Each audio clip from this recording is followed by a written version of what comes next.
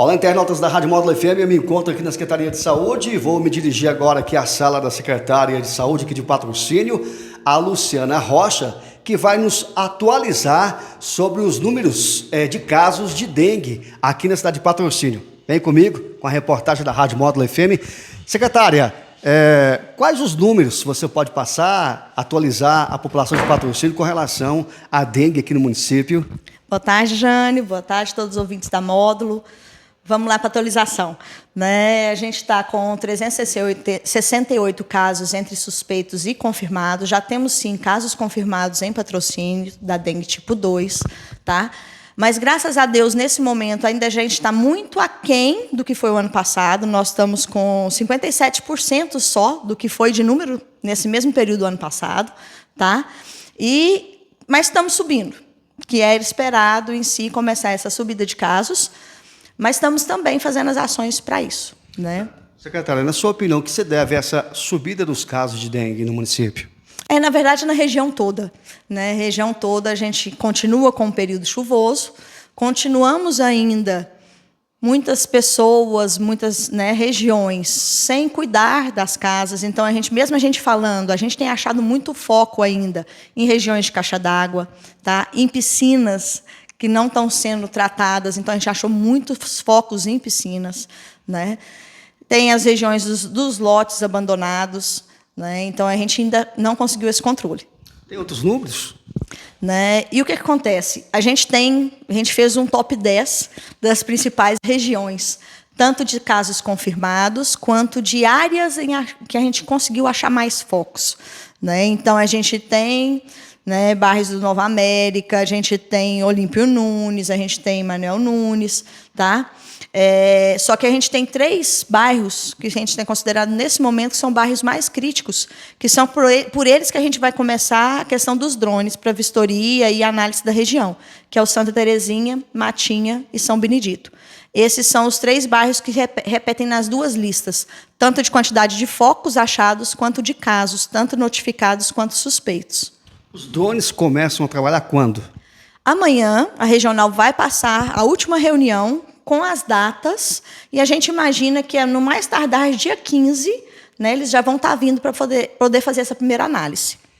Secretária, outro detalhe, alguma orientação que poderia passar para os ouvintes, para os internautas da Rádio Módulo FM, para os grupos mais vulneráveis à doença?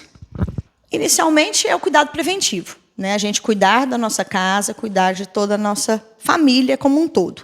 Começou a sentir qualquer tipo de sinal de desconforto, onde geralmente os primeiros 3 dias são sinais com febre, dor no corpo, já é um sinal de alerta. Então, por favor, procurar a sua unidade de saúde, para que, nesse momento inicial, você já receba as orientações, a medicação, para que a gente consiga passar por esse, se a gente fala a etapa de 9 dias, os 3 primeiros dias, depois do 4º aos 6 dias, são dias que a gente tem que ficar com o olhar principal, se tiver confirmada a dengue, que a gente fala que é uma fase mais crítica, onde os sintomas podem piorar na questão de baixar as plaquetas ou subir hematócrito, que são exames de sangue. Tá? Que é importante você estar indo na unidade, porque aí seu médico, se achar necessário, vai solicitar e vai acompanhar essa fase. Se o paciente está evoluindo bem, ou, se não, aí esse paciente vai ser encaminhado para o pronto-socorro para uma demanda ainda maior. E como a população pode auxiliar para ajudar a prevenir casos aqui no município? Limpeza. Esse aí a gente não vai cansar de falar, Jânio? Limpeza dos lotes, limpeza dos seus vasinhos, em vez de água, coloque areia, tá? Retirada de entulho, observar a sua caixa d'água se realmente está tampada. E, nesse momento, a gente indica tudo, raquete para mosquito, que é importante, tá? Repelente, a gente passar realmente o repelente, que são estratégias que a gente consegue fazer. E a gente ainda não está na fase do fumacê, é importante que a população às vezes pensa, cadê o fumacê, onde está, que ainda não começou a rodar?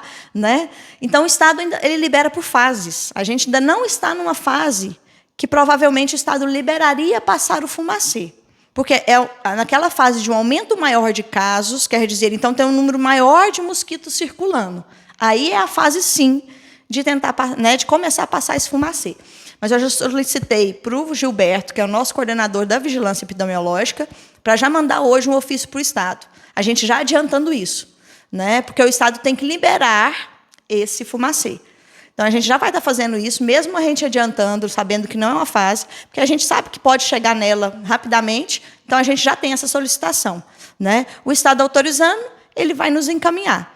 Se ele não autorizar, de qualquer forma, a gente já solicitou a compra do larvicida e o fumacê, né, e o óleo mineral para a gente estar adiantando essa fase.